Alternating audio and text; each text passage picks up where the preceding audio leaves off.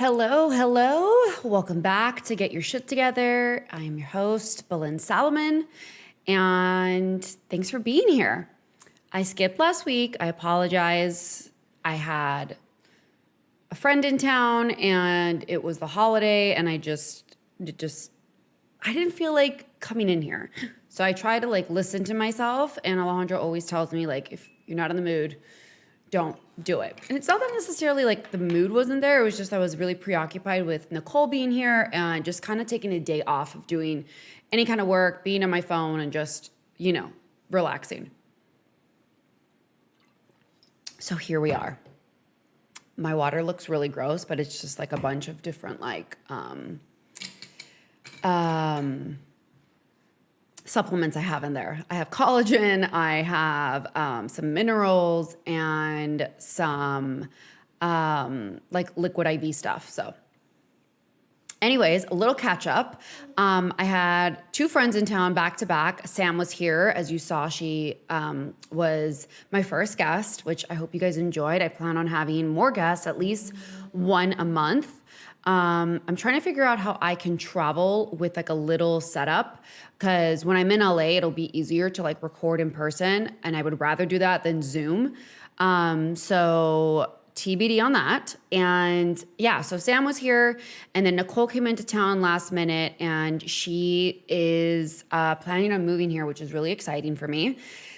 And of course for her, and we went apartment hunting and we just cooked and just kind of hung out at the house. We didn't even go into the city. She really just wanted to have a very calm environment. Living in Los Angeles, her life is very, very hectic, and she's just been a little just overwhelmed with her traveling schedule and work, and just obviously LA is very congested and loud and quite frankly dangerous these days. So she just wanted to be in nature and zen. I took her to my girlfriend's ranch. We hung out with baby goats. So it was a really nice weekend. And it was before the insane heat that we've had this week and that we're about to get next week, because it's going to be in the hundreds. So if you don't hear from me, it's because I've melted. And Fiona. So that was that, very busy with both of them. And then this week just kind of flew by. Also, I feel when Monday is a holiday, the week just goes like this, and suddenly it's Saturday. So kind of took the morning easy, slow this morning. We're doing some work on the pool, which is really exciting. Hopefully it's going to be done by next weekend. We were just removing the tile. It was just so outdated and ugly and corroded from the storm last year. And we're just going to make it all concrete and make it look like one piece. So very excited about that, since I'm going to be spending the weekends in the pool. So that's kind of that. We started watching Stranger Things season 4, and I don't know who has watched it, but not into it. I find it very violent this season, and just quite frankly a little scary. Oh shit. Sorry. I just accidentally turned the lights off. And anyway, so I just find it very just dark, and just, I personally have never liked not only dark films, but scary movies. I think it affects your nervous system so much and creates such unnecessary anxiety. I've never liked them. I don't like any kind of shows like that. Even murder mysteries are not my thing, because I just think when you're watching that at night before bed, it just it makes you go to bed extremely uneasy and anxious, and then you have nightmares. And as an anxious person by nature, I don't need anything that's going to heighten that. So I find that with the season of Stranger Things, it's like that, and very almost theatrical and whimsical at the same time. So we watched 3 episodes, and I just looked at Alejandro and I was like, you can continue watching this. I'm out. So we stopped that, and I started a show while he was out of town with Nicole called I Love That For You on Showtime, and I really enjoyed that. It's uplifting and funny, and I suggest that. We also started last night The Boys on Amazon, which I believe this is season 3. I didn't really watch season 1 and season 2 that well. Alejandro was obsessed with it, so that's what we're watching. If there's anything out there that I'm missing, please let me know. So that is that. We're going to grab sushi tonight at a new restaurant. Very excited about that. And I'm planning on doing an Austin like food guide this month on my blog. So when that is live, I'll let you guys know because I get often asked the restaurants out here and I try to try a new one every month. So I feel like I have got a good list going. But let's get into today's episode 14. And I haven't figured out what I'm going to title this yet. I'm in between two titles, but it's either going to be how to trim the fat or how to budget. And when I say how to trim the fat, I mean literally like if you're trying to budget and you're trying to save, where can you trim like the fat in your finances? And I'm doing this episode because I do get asked this quite often. And it's something that like I'm constantly doing also. Like I'm always trying to find ways of like, you know, what am I spending unnecessary money on? What are we spending unnecessary money on? And just kind of being just very like efficient. And I feel like the pandemic really made me like more hyper aware of this because obviously like, especially the first like 4 or 6 months, especially the first like 3 months, actually, we didn't leave the house. Like LA was insane. And I remember like looking at our statement, like after a month of being in lockdown, I was like, holy shit, like the shit we're spending money on, the unnecessary stuff, like really came forward when like we weren't doing anything. So ever since then, I have been very like aware of, you know, what unnecessary things we don't need and like how we can, you know, be accountable for not spending excess money. And so I feel like I want to share those tips and hopefully help anyone who is trying to budget, constantly finds themselves in a rut and is like, why the fuck don't I ever have money? Or like, how am I not like, you know, doing my best at managing it? So the first thing on my list, because of course I made a list, is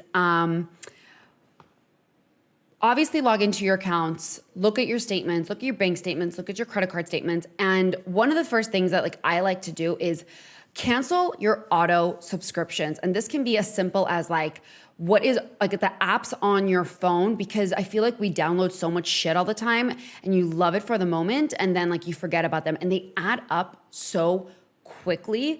I remember doing this and like it was like insane the amount of subscriptions that we have. And this can be like fitness apps.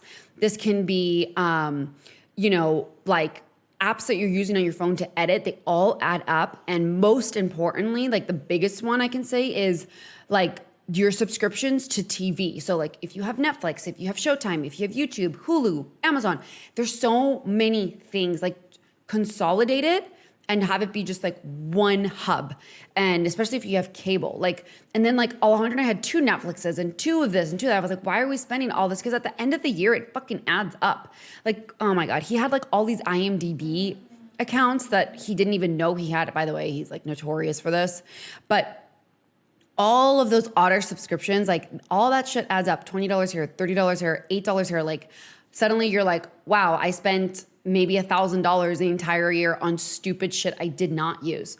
So look into your subscriptions, get them off autopay. Only have what you absolutely need on autopay, like your health insurance, your car insurance, your water bill, like things that you know you're going to be using every single month. But even with that, like make sure you're, you know, if you're really trying to cut down, pay attention to your electric bill. Like, did you leave your lights on? Did you have that AC running all the time? Like these are little things that make such a difference if you are more aware of how much you're using them. And, you know, checking in often with the auto pays will be a game changer. Obviously, first and foremost too, like create a budget, you know, like, so, you know, make a realistic budget, like living, like your rent, your car insurance, your health insurance, your cell phone bill, your utilities, gas, groceries. Make a realistic budget for yourself, one that you are going to be comfortable in. And obviously, if you can trim the fat in any of those ways, of course, do that, but create a realistic budget and live within that means. I think so many people live with outside of their means and then they find themselves in debt or they find themselves in a situation and they're like, how did I get here? And obviously, like, of course, I've done that in my early 20s and you're like, how did I get here? But like, you don't want to be that person that's like overdrafting your account all the time and like have you're not checking in with yourself. And so I think if you create a living expense budget, you can be a little bit more aware of exactly where you can be spending your money, giving yourself a little like an allowance, whether that's, $200 a month, $300 a month, whatever that is. And you can also not feel so restricted. So, you don't want to feel like you also like are not enjoying simple things. And once you create a realistic budget, then you can figure out where you need to cut down on and not feel so like, what is the word I'm trying to look for you? Because I know how it can feel so overwhelming and restrictive when you're like, fuck, all I'm doing is like spending money on like just like the basics. And maybe that is just going to be the reality for a couple months. And then you can like allocate certain money to traveling and shopping and like things that you enjoy. One of the biggest ways to cut down on spending money is like dining out. It's crazy how much money we spend eating out. And like, if you can just tell yourself 5 nights a week, I am going to cook. That means breakfast, lunch, and dinner. You're prepping your lunches for work. You're prepping your lunches for school, whatever the case is. You will cut down so much on cost there. Go to Trader Joe's, go to the grocery store, meal prep, do all those things so that you don't have to spend money out every single day. Same thing goes for coffee. I've never been a person to go get a coffee. I've always kind of lived in the suburbs too, so it's like that's not even an option. But if you're spending $5 a day at Starbucks, do that times 7, times 30. It's so unnecessary. Just buy yourself a French press or like a however you make coffee, a Mr. Coffee or an espresso machine, because that adds up so fast. Plus, if you're at Starbucks, you're like, oh, I'll get a muffin. Oh, I'll get a bagel. And all that is adding up. So cut down on what you're spending dining, coffees, juices. And it's, by the way, like not only is it so much better to make it, but you know what the ingredients are going in because they put so much shit in all of our fucking food and drinks. So cut down tremendously on dining out and, like romanticize the cooking in your home, like put on a good playlist, set the table, light a candle. Like I think it adds such an element when you're doing these things, when you're cooking, and it makes it so much more rewarding and joyful. Invite a friend over, cook with a friend, have a theme, like plan out your cooking schedule on Mondays, go to the store, whatever the day is, Saturday, Sunday, whatever your schedule is. It will make such a difference in your spending. And that way too, when you go out to eat, it is a luxury. It is a treat. I remember when we finally went out after we were allowed to leave quarantine, I remember thinking like, this is how it should be. Like you take for such granted that you can eat out and stupid shit. And it's like such a, like you look forward to it so much. Like even now, like obviously I love cooking. And like when we go to dinner, it's like, oh, okay, like, you can get dressed up or like you look forward to it. It's date night. You're going with your girlfriends. Like when you're doing it constantly, there's like no joy in it and you kind of take it for granted. And that's definitely not a space, to be in. And I think not only, again, are you saving money, but it is so much better for you to be eating at home. And, same thing with coffee. If you're going to be getting a coffee or a matcha out, it's like such a treat. So look at it like that instead of looking at it like it's restrictive, because you're going to kind of have like a bad attitude about it if you think that you're being restricted with yourself versus looking at it like it is something to look forward to and a joy and a privilege. And, if you're in a situation financially that you can't afford to be doing this thing and you have this pressure from friends or family, just, be honest and just say, you know what, I'm going to skip out on this one, but why don't we go for, a walk? Let's go to the beach. Let's go on a hike. Do something that's outdoors that is not going to be costing you money and creating stress and anxiety, because so much of it is mental. And when we have this mental attitude of lack, we are inviting more lack into our life, and it's so negative. So choose your words also better, like, oh, you know what? Why don't we do something in the daytime? Or, I'd love to go to the park, or I'd love to go swimming, something that's not going to cost you money, and that's going to create also like resentment too, and feel like you're missing out. Because at the end of the day, like that is not the kind of energy that you want and the negativity that you want surrounding yourself. And of course, I know it sounds so much easier said than done, but these little tweaks make such a difference. And you are going to be so much happier and have more respect for when you can do all those things, and you're going to have so much more pride in them. And do DIY, you know what I mean? Like there's a lot of fun in that too. Pinterest is amazing. Like Pinterest is endless for DIY, and YouTube and Instagram. You know, you can do so many things that you don't need to be spending money on. And another great tip I can give is to do like a monthly sweep of your finances. So every month when, you know, your Amex is due or your credit card, whatever one you have, check in, see what did I spend on? Was it Postmates? Was it Ubers? Unnecessary shit, which by the way, like Postmates is so expensive. Everything has gotten so expensive. But check in, see what you spent on, see what you could kind of scale back on, and also like where you can save. Like, are you putting away maybe like a couple $100 every single month too? Until you get to a space where you feel comfortable that you can do all of it. And when I say all of it, I mean like you can go on that trip, you can go shopping, you can eat out all the time. Like I just feel like when you take a step back, you also have so much more gratitude for doing those things.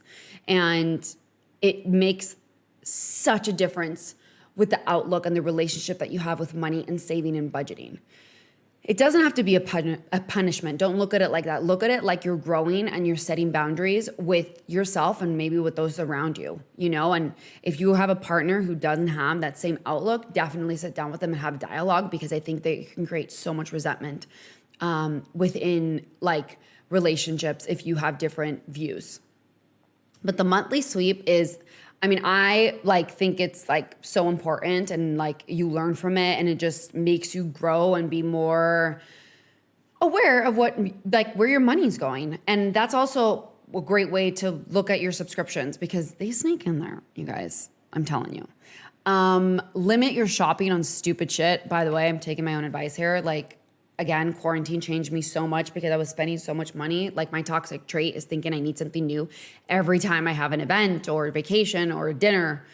Cut back on your spending and don't buy stupid shit. Buy stuff that you actually need and is of like, you know, like just has a purpose. Don't just like spend to spend, because it adds up so much. And then if you are not supposed to be shopping, then you're creating debt. And then again, you're in a spiral, and like, don't do this.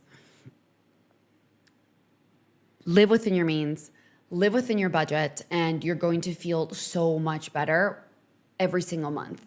And if you can save, you know, a couple $100 here and there, that's also going to make you feel really, really great. And I just thinking being realistic with yourself is going to be the best thing that you can do, and know that it's always going to get better if you are growing and you're being proactive and you're not like, you know, coming from a space of like being like mad at yourself, because we're all growing, we're all learning. It's constant. You're constantly evolving. And I think living with a budget that is realistic and within your means is a positive, because you are not going to find yourself in a situation where maybe you can't make your rent or your car payment or buy groceries, or you're feeling like everything's super tight. All of that comes in waves too. So if you are in a place that you are like feeling like you can't get out of it, you can make a list, be kind to yourself, and again, make it a realistic living expense Excel sheet. I love an Excel sheet. I love knowing where everything's going. So have fun with it. Look at it like you are being a responsible person, and you're going to be checking in every single month. And that way you don't feel like you're lacking and you're missing out. So again, monthly sweep, my jam. It's fun. Make it fun. Do it with your partner, your spouse, whoever you're splitting it with. Monthly subscriptions, those fuckers sneak up on you. Make sure you're checking in with it. Such a game changer. Eating in way more than eating out. Cooking at home, going to Trader Joe's, going to farmer's market. Have fun, romanticize it. Make a fun cooking list. Make ingredients. Cook with your partner.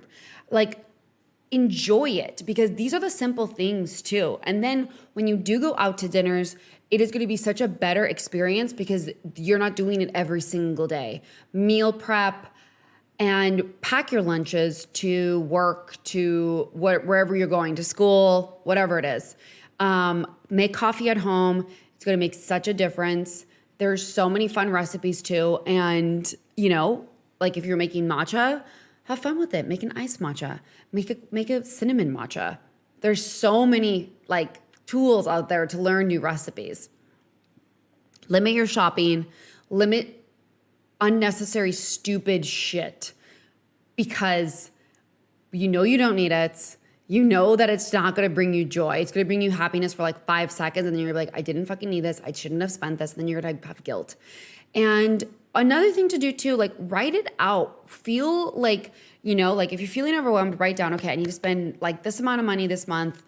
I want to save this amount because I really want to go on this trip at the end of the year. Like, don't feel so restricted. Don't put so much boundaries on yourself and feel like there's lack, because so much of it is like the way our relationship is with money and the way our relationship is with like what we like want for ourselves. So be kind to yourself, write it down, read books, and, you know, just like one day at a time. I say this with so many things, but it's true. So if you have any debt too, like try chipping away at it and like know that you're doing your best every single month. So I hope this was helpful. I'm trying to be real, trying to be like just as honest with this kind of stuff, because I know so many people will like be like, do this, do that, invest. Do what's best for you. Do what makes sense for you, and just do it with grace and do it with kindness. So that is episode 14. Please subscribe, rate, review, follow. You know what to do. And I'll see you guys next week.